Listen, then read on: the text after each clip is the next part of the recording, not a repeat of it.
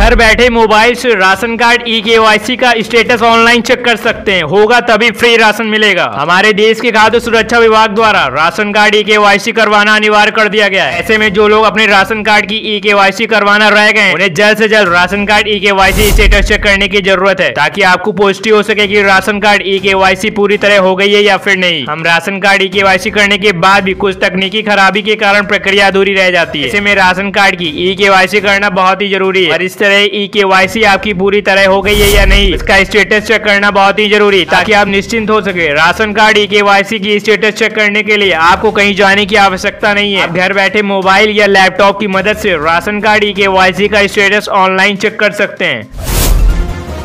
किसानों की हुई बल्ले बल्ले, किसानों के लिए जारी हुई 2000 रुपए की किस्त। प्रधानमंत्री किसान सम्मान निधि योजना भारत सरकार की एक महत्वपूर्ण पहल है। इस योजना का मुख्य लक्ष्य देश के छोटे और सीमांत किसानों को आर्थिक सहायता प्रदान करना है। सरकार इस योजना के तहत हर साल किसानों को 6000 रुपए की राशि देती है, जो 3 किस्तों में बांटी जाती है। 4 महीने में 2000 रुपए की राशि सीधे किसानों के बैंक खातों में जमा की जाती है। 2024 की लाभार्थी सूची, सरकार ने हाल ही में 2024 की लाभार्थी सूची जारी की है। इस सूची में शामिल किसानों को योजना की 18वीं किस्त के रूप में 2000 रुपए मिलेंगे। यदि आप इस योजना का लाभ ले रहे हैं तो यह जांचना बहुत जरूरी है कि आपका नाम इस सूची में है या नहीं। सोमवार से बदल गए यूपीआई के जरिए लेन देन की सीमा, जाने क्या है नई लिमिट। पिछले कुछ सालों में यूपीआई पेमेंट का चलन बहुत ही तेजी से बढ़ रहा है। चाय से लेकर बड़े बड़े शोरूम तक में यूपीआई के जरिए पेमेंट की सुविधा हो गई है। वहीं यूजर्स भी 10 रुपए से लेकर लाखों रुपए तक का भुगतान भी अब यूपीआई के जरिए ही करना पसंद करते हैं। यूपीआई पेमेंट को और आसान बनाने के लिए कई प्लेटफॉर्म यूपीआई लाइट की भी सुविधा देते हैं, जिससे बिना इंटरनेट के भी आसानी से भुगतान किया जा सकता है। इसी बीच यूपीआई पेमेंट को लेकर बड़ी अपडेट आई है। वहीं 5 लाख रुपए तक का कर सकेंगे भुगतान। जल्द ही यूजर 5 लाख रुपए तक के टैक्स का भुगतान करने के लिए यूनिफाइड पेमेंट इंटरफेस यूपीआई का इस्तेमाल कर सकेंगे। National Payments Corporation of India एक्सपेयर्स की मदद करने के लिए यूपीआई का उपयोग करके कर भुगतान के लिए लेन देन की सीमा बढ़ा दी है। सिम कार्ड खरीदने के लिए बदल गए नियम। एयरटेल, जियो, बीएसएनएल व वोडाफोन यूजर्स दे ध्यान। सिम कार्ड खरीदने के नियम में बदलाव हो गया। अब एयरटेल, जियो, बीएसएनएल या वोडाफोन आइडिया का नया सिम खरीदने के लिए यूजर्स को ज्यादा टेंशन लेने की जरूरत नहीं है। दूरसंचार विभाग यानी डीओटी ने इसे अब पूरी तरह से पेपरलेस बना दिया है। अगर आप अब नया सिम कार्ड खरीदना चाह रहे हैं या फिर ऑपरेटर बदलने का मन बना रहे हैं तो आपको अब टेलीकॉम कंपनियों के ऑफिस के चक्कर नहीं लगाने होंगे। आप खुद ही अपने सिम कार्ड के लिए जरूरी डॉक्यूमेंट को वेरीफाई कर सकेंगे। यूपी में नहीं होगी बिजली कटौती। यूपी पीपीसीएल शुरू करने वाला है नया अभियान। दीपावली से पहले हो जाएगा पूरा बंदोबस्त। यूपी पीसीसीएल ने दिवाली से पहले निर्बाध बिजली आपूर्ति सुनिश्चित करने के लिए अनुरक्षण अभियान शुरू किया है। 14 अक्टूबर से 15 नवंबर तक चलने वाले इस अभियान में खराब तारों को बदला जाएगा, ट्रांसफार्मर की मरम्मत होगी और अधिक क्षमता वाले ट्रांसफार्मर लगाए जाएंगे। अक्टूबर में अभियान शुरू होने से पहले इससे संबंधित सभी तैयारियां पूरी की जाएंगी।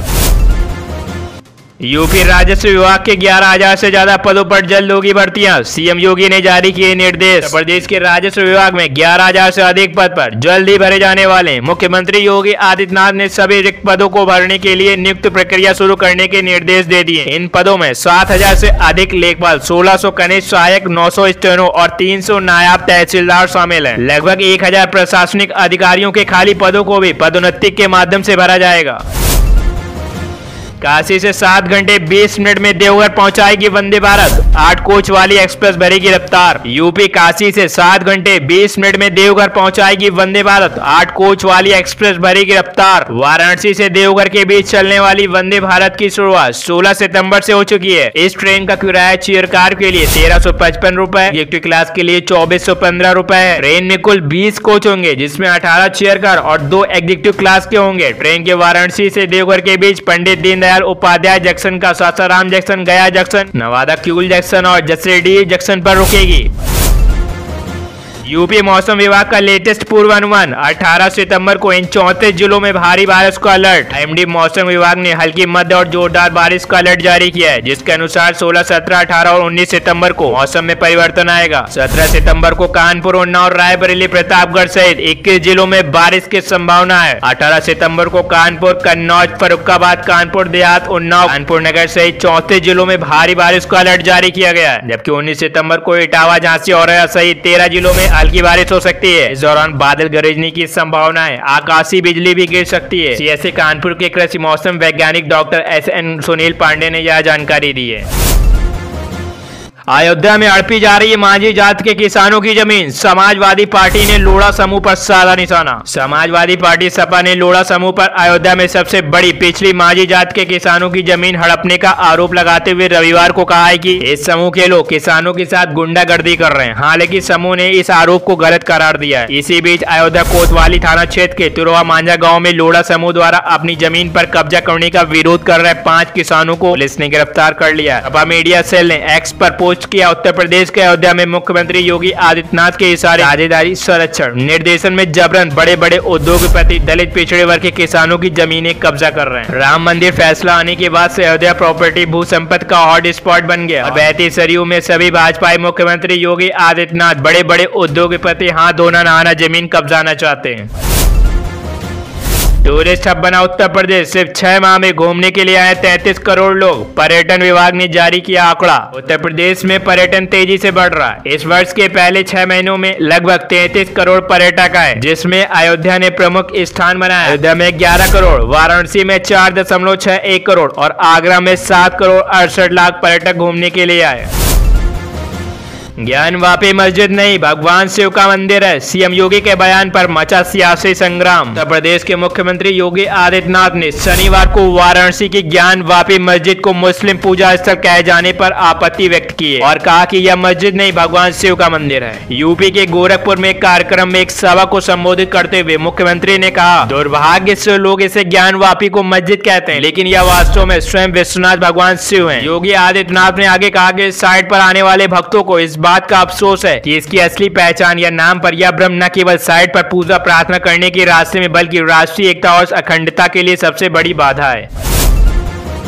बिजली कंपनियों में असिस्टेंट इंजीनियर पद के लिए अब अलग से परीक्षा नहीं, इस आधार पर होगी भर्ती। उत्तर प्रदेश पावर कॉर्पोरेशन प्रबंधन ने तय किया कि निगम और सहयोगी संस्थाओं में सहायक अभियंताओं की भर्ती सीधे GATE graduate aptitude test in engineering में मिले अंकों के आधार पर की जाएगी। सेतु निगम के बाद अब उत्तर प्रदेश पावर कॉर्पोरेशन प्रबंधन ने भी तय किया कि निगम और सहयोगी संस्थाओं में सहायक अभियंताओं की भर्ती सीधे GATE graduate aptitude test in engineering में अभ्यर्थियों को मिले अंकों के आधार पर की जाएगी। गेट मेरिट के आधार पर भर्ती करने वाली अन्य संस्थाओं की तरह यहां भी भर्ती के लिए अलग से कोई परीक्षा नहीं ली जाएगी। इस मिट्टू को ढूंढने पर मिलेगा इनाम, तोते के मालिक का ऐलान। शहर में छपा है पोस्टर। आमतौर पर किसी शख्स के गायब होने पर उसे खोजने की मदद के लिए जगह जगह पोस्टर लगाए जाते हैं, लेकिन क्या आपने किसी तोते के गायब होने पर पोस्टर को लगाते हुए देखा? उत्तर प्रदेश के अयोध्या से ऐसा ही एक अनोखा मामला सामने आया, जहाँ तोते के गायब होने पर न सिर्फ गलियों में पोस्टर लगाए गए बल्कि उसे खोजने वाले को 10,000 रुपए का इनाम भी दिया जाएगा। तोते के गायब होने के कारण पशु प्रेमी आशुतोष ने यह इनाम रखा है। आशुतोष ने तोते को बचपन से ही पाला था। तोता उनके लिए परिवार के सदस्य की तरह था। अब वो उस तोते को लेकर काफी परेशान है। उन्हें पोस्टर में नंबर भी दे रखा है ताकि कोई भी उनके तोते को देखे तो उसकी सूचना उन तक आसानी से पहुंच जाए। और आगे उन्होंने यह लिखा है, पोस्टर में मिट्टू तोते की बताई पहचान। पोस्टर में मिट्टू की पहचान बताई गई है। पोस्टर में लिखा है कि मिट्टू की गर्दन पर कंठ का निशान है और इस पोस्टर को शहर की दीवारों पर चिपकाया गया है, ठीक उसी तरह जैसे किसी शख्स के गायब होने पर उसकी फोटो उसके निशान के साथ साथ पता बताने के लिए बाकायदा कई मोबाइल नंबर भी लिखा जाता है। आशुतोष पूरी कोशिश कर रहे हैं कि उनका मिट्टू जल्द से जल्द उन तक पहुंच जाए। उत्तर प्रदेश के इन गांवों की जमीन जाएगी अधिग्रहण, बिछेगी नई रेलवे लाइन, रॉकेट की तरह बढ़ेंगे जमीनों के भाव। भारत सरकार की ओर से बहराइच खलीलाबाद नई रेल लाइन प्रस्तावित है, जो खलीलाबाद से श्रावस्ती मुख्यालय भिनगा होकर बहराइच तक आएगी। इसके लिए भूमि अधिग्रहण का काम भी शुरू हो गया है। बहराइच के ग्राम हडवा, रायप, डौजा, रेवली, रहला, अशोका, नगरौर एवं अमीनपुर नगरौर की भूमि अधिग्रहण की जा रही है। खलीलाबाद से सिद्धार्थ नगर समेत अन्य जिलों में भूमि अधिग्रहण की कार्यवाही पहले से शुरू कर दी गई है। दरअसल बहराइच से श्रावस्ती होते हुए खलीलाबाद तक नई रेल लाइन की भूमि अध्यप्ति अधिकारी ने नेतृत्व में भूमि की तलाश शुरू कर दी है। 2 माह में भूमि अधिग्रहण का काम पूरा हो जाएगा। इसके बाद मुआवजे की कार्रवाई रेल मंत्रालय शुरू कर देगा। भारत सरकार की ओर से बहराइच खलीलाबाद नई रेल लाइन प्रस्तावित है, जो खलीलाबाद से श्रावस्ती मुख्यालय भिनगा होकर बहराइच तक आएगी।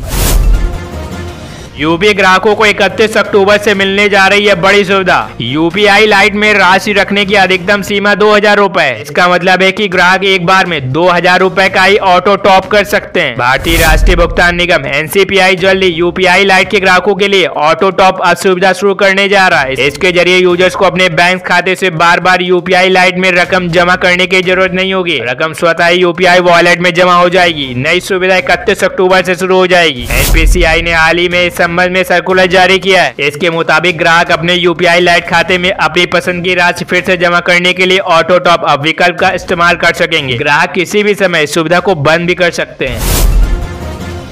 शिकायतों के निस्तारण में सीएम योगी सख्त, सिपाही से लेकर डिप्टी एसपी तक तय की जवाबदेही। शिकायतों के निस्तारण में देरी पर सीएम योगी आदित्यनाथ सख्त नजर आए। सोमवार को सीएम योगी ने विकास कार्यों, कानून व्यवस्था और आगामी पर्व त्योहारों के दृष्टिगत व्यवस्थाओं को देखते हुए अफसरों के साथ मीटिंग की। माताओं, बहनों और बेटियों की सुरक्षा को लेकर सीएम योगी ने कहा कि इनकी सुरक्षा हमारी शीर्ष प्राथमिकता है, इससे किसी प्रकार का समझौता नहीं किया जा सकता। सीएम योगी ने समस्त मंडलायुक्त, जिलाधिकारी, अपर पुलिस महानिदेशक, जोन समस्त पुलिस आयुक्त, पुलिस महानिरीक्षक, रेंज पुलिस महानिरीक्षक, क्षेत्र मंडलायुक्त, जिलाधिकारियों को निर्देश देते हुए कहा, लव जिहाद, टीचिंग की छोटी से छोटी सूचना पर तत्काल एक्शन होना चाहिए।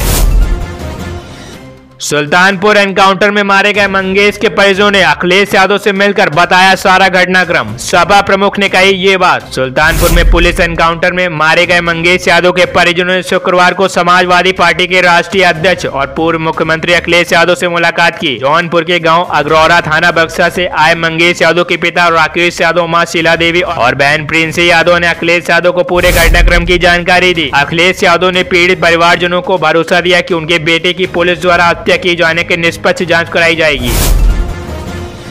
राम मंदिर निर्माण के बाद पर्यटन का बड़ा केंद्र बनी अयोध्या। 6 महीनों में पहुंचे 11 करोड़ पर्यटक। अयोध्या में रामलला की प्राण प्रतिष्ठा के बाद पर्यटकों की संख्या का रिकॉर्ड बना। यूपी में आए कुल पर्यटकों में से 1/3 पर्यटक अयोध्या पहुंचे। यूपी के पर्यटन विभाग ने आंकड़ा जारी कर बताया कि इस साल के 6 महीने यानी जून तक 11 करोड़ पर्यटक अयोध्या है, जबकि पूरे उत्तर प्रदेश में 33 करोड़ लोग घूमने आए।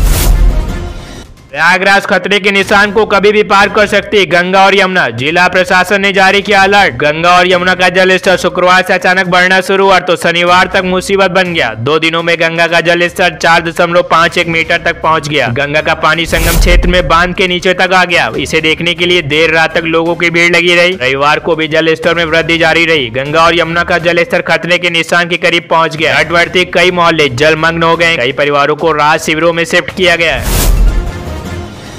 यूपी चकबंदी कार्यों में योगी सरकार ने स्थापित किया नया कीर्तिमान। दावा, 1 साल में 10 साल के काम किए। योगी सरकार ने पिछले वर्ष सितंबर माह में उच्च स्तरीय बैठक के दौरान चकबंदी विभाग को किसानों के खेत की सीमा संबंधी विवादों को सुलझाने, गाँव को विकास से जोड़ने, सरकारी योजनाओं का लाभ देने एवं सरकारी जमीन को कब्जा मुक्त कराने के निर्देश दिए थे। साथ ही गाँव में ग्राम अदालत लगाकर वादों के त्वरित निस्तारण से निर्देश दिए थे। सीएम योगी की मॉनिटरिंग का यह नतीजा है कि योगी सरकार ने चकबंदी संबंधी कार्यों में पिछले 1 वर्ष में 10 वर्षों का नया कीर्तिमान स्थापित किया। वर्तमान वित्तीय वर्ष में 8 माह में प्रदेश के 40 जिलों के 82 ग्रामों में अब तक चकबंदी कराई जा चुकी है। वहीं पिछले वर्ष 2023-24 में प्रदेश के 74 जिले के 781 गाँव में चकबंदी कराई गई। इसके अलावा पिछले साल सितंबर से अब तक 705 ग्राम अदालत का आयोजन किया गया। इसके अलावा पिछले साल सितंबर से अब तक 705 ग्राम अदालत का आयोजन किया गया, जिसमें 25,523 वादों का निस्तारण किया जा चुका है।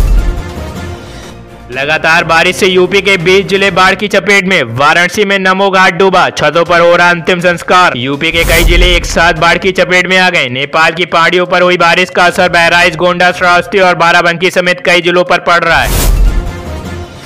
नेपाल में हो रही बरसात के कारण कुसुम बैराज में राप्ती नदी में पानी छोड़ा जा रहा है। इससे राप्ती नदी का जल स्तर एक बार पुनः रविवार को खतरे के निशान को पार कर गया है। यूपी में लगातार हो रही बारिश की वजह से एक बार फिर बाढ़ का दायरा बढ़ रहा है। यमुना, शारदा और घाघरा ने 20 जिलों को बाढ़ की चपेट में ले लिया है। राहत आयुक्त कार्यालय के मुताबिक इन जिलों के 486 गाँव बाढ़ की चपेट में है।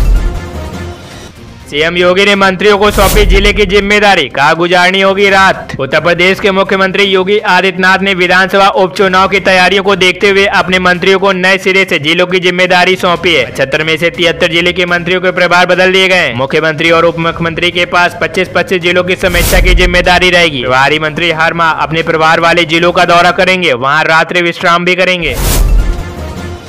फिर यूपी में मानसून मचाएगा कोहराम। गर्मी और उमस के बीच प्रयागराज समेत 14 जिलों में भारी बारिश का अलर्ट। यूपी में मौसम का मिजाज पल पल बदल रहा है। प्रदेश में कभी चिलचिलाती धूप लोगों के लिए आफत बनी है तो कभी भारी बारिश से हाल बेहाल हो रहा है। मौसम के इसी खेल के बीच एक बार फिर मौसम विभाग ने भारी बारिश की भविष्यवाणी कर दी है। मौसम विभाग की माने तो मंगलवार यानी कि आज यूपी के कई हिस्सों में भारी बारिश हो सकती है और बृहस्पतिवार को भी कई जगहों पर भारी बारिश होने की संभावना है, लेकिन उसके बाद भी कुछ दिनों तक भारी बारिश होने की उम्मीद नहीं है। पहले सोमवार सोमवार को यूपी की राजधानी लखनऊ समेत ज्यादातर जिलों में अच्छी धूप खिली रही, जिससे लोगों का हाल बेहाल रहा। प्रयागराज महाकुंभ के मेले क्षेत्र में तैयारियां जोरों पर, पुलिस विभाग ने कार्यालय के लिए भूमि पूजन। प्रयागराज महाकुंभ के मेले क्षेत्र में तैयारियां जोरों पर, पुलिस विभाग के कार्यालय के लिए भूमि पूजन। प्रयागराज में महाकुंभ 2025 को लेकर तैयारियां जोरों शोरों पर चल रही है। महाकुंभ 2025 की तैयारियों में पुलिस महकमा भी जुटा है। सोमवार को परेड ग्राउंड में पुलिस विभाग के कार्यालय के लिए भूमि पूजन किया जाएगा। मेला क्षेत्र में 50 से अधिक पुलिस थानों का निर्माण किया जाएगा। 65 से अधिक पुलिस चौकियों का निर्माण किया जाएगा। 30,000 से अधिक पुलिसकर्मी मेला क्षेत्र की सुरक्षा के लिए तैनात रहेंगे। सुरक्षा में कोई भी बाधा न, इसके लिए सीसीटीवी कैमरे, ड्रोन के साथ ही एआई की भी मदद ली जाएगी। महाकुंभ मेले में तैनात पुलिसकर्मी बगैर शस्त्र के ड्यूटी करेंगे। बेहतर आचार व्यवहार के लिए पुलिसकर्मियों को प्रशिक्षण दिया जाएगा।